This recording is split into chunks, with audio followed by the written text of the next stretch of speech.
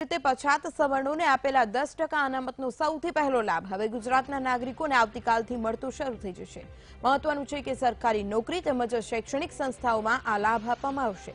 મહત્વનું છે કે 14 જાન્યુઆરી 2019 પહેલા સરકારી ભરતીની જે પરીક્ષાઓ આપવામાં આવી હશે તેમને આ લાભ આપવામાં નહીં આવે। જો કે 14 તારીખ બાદ લેનાર પરીક્ષાઓમાં આ લાભ આર્થિક રીતે પછાત સવર્ણોને આપવામાં આવશે। કેન્દ્રના નિર્ણયને लागू કરવામાં ગુજરાત સૌથી પ્રથમ રાજ્ય। આવતીકાલથી જ ગુજરાતના લોકોને આ આર્થિક રીતે પછાત જે સવર્ણો છે તેમને આ લાભ મળતો શરૂ થશે। 14મી જાન્યુઆરીથી લાભ લાગુ થશે। સરકારી નોકરી અને શૈક્ષણિક રીતે પછાત લોકોમાં સરકારી અને શૈક્ષણિક નોકરીમાં લાભ આપવામાં આવશે। વધુ વિગત લઈને મારી સાથે સંવાદદાતા સની જોડાઈ ગયા છે। સની, ગુજરાત સૌથી પહેલું રાજ્ય છે કે જે કેન્દ્ર સરકારે જે નિયમ બનાવ્યો છે તેને લાગુ કરી રહ્યું છે। શું અપડેટ પ્રાપ્ત થઈ રહ્યા છે?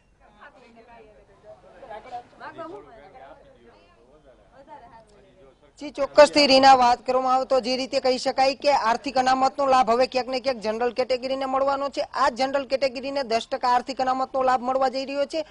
લોકસભા બાદ રાજ્યસભામાં પણ આની જે મંજૂરીની મોહર લાગી ગઈ હતી, બાદમાં કહી શકાય કે રાષ્ટ્રપતિ દ્વારા પણ આને લાગુ કરવામાં આવ્યો હતો। ત્યારે હવે આવતીકાલે મકર સંક્રાંતિ છે, ત્યારે કહી શકાય કે ગુજરાતમાં ઈબીસી લાગુ કરવા જઈ રહ્યા છે। 10% આર્થિક અનામતનો લાભ મળવા જઈ રહ્યો છે। ત્યારે રાજકોટમાં મારી સાથે રાજકોટવાસીઓ જોડાયા છે, તેમની સાથે હું વાત કરવાનો પ્રયત્ન કરીશ। અહીંયા ક્યાંક ને ક્યાંક જે જનરલ કેટેગરીમાં આવતા લોકો હવે ક્યાંક ને ક્યાંક ખુશખુશાલ જોવા મળ્યા છે, તેમને સીધો પ્રશ્ન પૂછવા માંગીશ, શું કહેશો તમે? જે રીતે અત્યારે 10% લાગુ કરવાની વાત છે, અનામત મળી ચૂકી છે જનરલ કેટેગરીને, આવતીકાલથી લાગુ પડશે।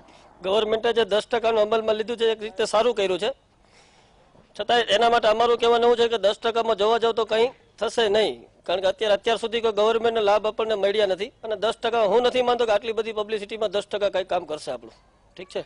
જી ચોક્કસથી બીજા પણ છે, હું તમને પૂછવા માંગીશ કે જે રીતે ઓબીસી અને એસસી એસટી ને મળ્યા બાદ હવે ક્યાંક ને ક્યાંક આર્થિક અને જે જનરલ છે કે જે મળે છે તેમાં ભરતીમાં પણ ક્યાંક ને ક્યાંક ફાયદો થવાની વાત છે, તમે શું ઈચ્છી રહ્યા છો?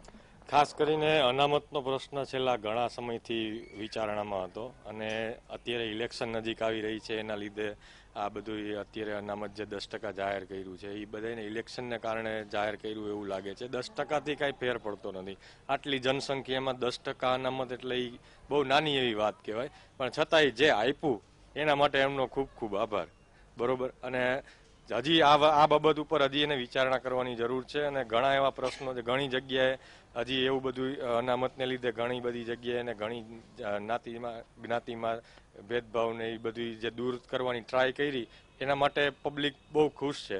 તેમ છતાં આમાં વિચારણા કરી અને શિક્ષણમાં અને એમાં જ્યાં જ્યાં હજી કચાશ છે એ દૂર કરે તો એના માટે બેટર છે। જી ચોક્કસથી જે રીતે યુવાનોનું મંતવ્ય જાણ્યા બાદ હવે મહિલાઓનું મંતવ્ય જાણશું। યુવતીનો શું કહેશો તમે? જે રીતે હવે 10% અનામત મળી ગયો છે, કેવું લાગી રહ્યું છે તમને? એક રીતે ગવર્મેન્ટે જે સારું કર્યું છે, 10% છે જનરલ વાળાને તો કંઈ જ લાભ નહોતા મળતા। જે અમે લોકો એટલું સ્ટડી કરેલું છે, માસ્ટર કરેલું છે, મેં બીએડ, પણ અમે એક 1% માટે અને 1 માર્ક્સ માટે અમારો જે અમે મતલબ અમને ચાન્સ નહોતો લાગતો। એના માટે જો કાશ કે હવે જોઈએ અમે કે 10%માં અમને ગવર્મેન્ટે એટલો ચાન્સ આપ્યો છે, તો બાય ચાન્સ હવે ક્યાંય અમને લાગે, એના માટે થેન્ક યુ। ચોક્કસથી બીજી પણ યુવતી આપણી સાથે છે, તેમને પૂછશું શું કહેશો? જે રીતે હવે સરકારી નોકરીમાં પણ 10% આર્થિક અનામતનો લાભ જનરલ કેટેગરીને મળશે, કેવું લાગે છે આપને? મને એવું લાગી રહ્યું છે કે અત્યાર સુધી અનામતમાં એવું હતું કે જે નીચી કાસ્ટવાળા છે એ લોકોને પહેલા અનામત મળી જતું હતું। મેં ઘણી બધી એક્ઝામ આપેલી છે, ઘણા બધા ફોર્મ ફિલઅપ કરેલા છે, પણ એક કાસ્ટ અલગ હોવાને કારણે અમને લોકોને અનામત નહોતું મળતું। અને જેથી કરીને હું એવું ધારું છું કે આ 10% છે બહુ ઓછું છે રાજકોટ માટે। જો બની શકે તો એ લોકો વધારે ટ્રાય કરે, કારણ કે એટલા મોટા પબ્લિકની અંદર 10% એ વસ્તુ કાંઈ ના કહેવાય। જી ચોક્કસથી હું તમને પૂછવા માંગીશ કે જે રીતે આવતીકાલથી મકર સંક્રાંતિનો તહેવાર છે, ખુશીનો માહોલ છે, સાથે સાથે આવતીકાલથી જનરલ કેટેગરી માટે 10% અનામત લાગુ થઈ જવા રહ્યું છે, શું કેવું છે આપનું?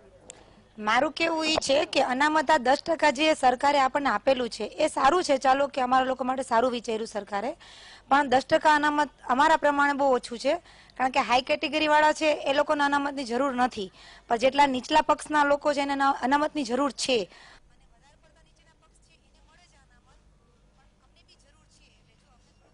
વધારે આપો તો સરકારને વિનંતી છે એટલી કે અનામત વધારે થોડુંક આપો તો સારું તમારા માટે, એમ એટલી વિનંતી છે। જી ચોક્કસથી જે રીતે અત્યારે રાજકોટ વાસીઓ આપણી સાથે હતા અને તેમને જણાવ્યું કે જે રીતે 10% અનામત મળ્યું છે તેમને પણ વધાવે છે, ક્યાંક ને ક્યાંક હજુ પણ તેમાં વધારો કરવો જોઈએ તેવી રાજકોટ વાસીઓની માંગ રહી છે. જી બિલકુલ આભાર શાની સમગ્ર વિગત લઈને મારી સાથે જોડાવા બદલ.